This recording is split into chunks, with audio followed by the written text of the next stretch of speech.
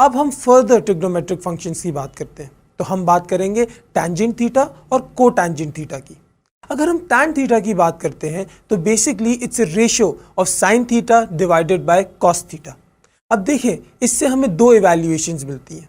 या तो हम जो प्रीवियस वीडियोस में, प्रीवियस लेक्चर्स में वैल्यूज़ जो हमने यूज़ की थी, जिसमें हमने साइन थीटा और कॉस थीटा की डायरेक्ट वैल्यूज़ निकालनी थी, हम उन वैल्यूज़ को कॉमन थीटा पे आपस में डिवाइड करके डायरेक्ट टैन थीटा की वैल्यूज़ जनरेट कर लें।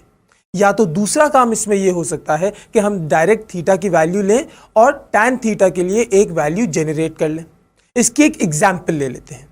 अगर मैं थीटा की वैल्यू लेता हूं 0, so I will have sine 0 and cos 0, जिससे मेरे पास रेशियो जनरेट होगा 0/1, which basically is 0. So I can say that when theta is 0, tan theta is equal to 0. इसी तरह अगर मैं थीटा की डायरेक्ट वैल्यू 0 टैन थीटा के फंक्शन में प्लेस करता हूं, so I will get the same answer. So the idea that we can generate is कि जब हम एक्स एक्सिस पे थीटा लेते हैं और वाई एक्सिस पे रेंज वैल्यूज लेते हैं, तो when theta is 0, the value of tan is also 0. इसका मतलब थीटा 0 पे आपका ये कर्व ओरिजिन को क्रॉस करेगा. इसी तरह जब हम वैल्यूज इंक्रीज करेंगे, when we will go from pi/4 then pi/3 और Aahista Aahista we will approach pi/2, तो हम लोग ये बात इवैल्यूएट करेंगे that this curve is actually increasing at an increasing rate. अब इसमें सिचुएशन आपके पास क्या जनरेट होगी, that as tan theta is approaching pi/2, ये एक एसिम्प्टोटिक नेचर ले लेगा, जिसके दो मतलब हैं.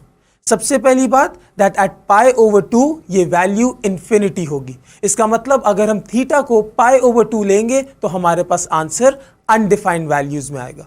और दूसरी चीज कि ये कर्व एसिम्प्टोटिक है, जिसका बेसिकली मतलब ये है that this curve is approaching pi/2 values but not touching it. ये उन वैल्यूज के करीब तो जाता जाएगा लेकिन कभी भी उनके साथ इंटरसेक्ट नहीं होगा.